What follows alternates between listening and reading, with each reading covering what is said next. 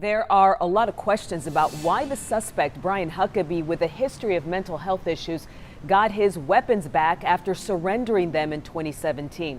Rebecca Lopez has been looking into his background. Rebecca, why did he surrender his weapons and then get them back? Well, look, Flower Mound police said that they have a history with him and his family, and they've been working with them. Now, here's a timeline of what they say happened. Back in 2017, they got a similar call to the one yesterday. His wife called police and said that he had suicidal thoughts or he had suicidal tendencies, and that she wanted them to come and take his weapons away. So he voluntarily, at that time, gave them to police. Police told him if he wanted his weapons back, he would have to be cleared by a doctor. They say he received therapy, and eventually in 2019, a doctor cleared him and said he was mentally fit. So at that point, Flower Mound PD had no choice but to give him his guns back.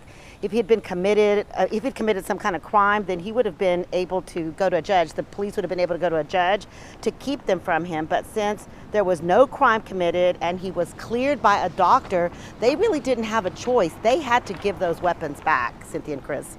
Rebecca, you talk about going to a judge. In some states, they have what are called red flag laws to deal with a situation like this. First of all, can you explain what that law is, and do we have one here in Texas?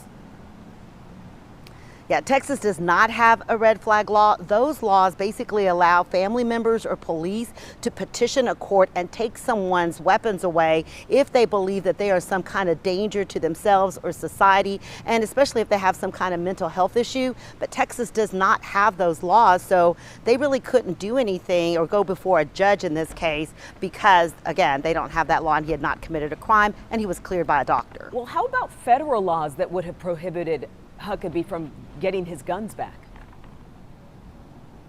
Federal laws only deal with people, prohibit people that have been institutionalized or have been institutionalized. And in this case, Flower Mound police, and as far as we know, that did not happen. So in this case, Hucabee had not been institutionalized. He was being treated by a private doctor or a psychiatrist of some sort. And so again, federal law would not have applied here.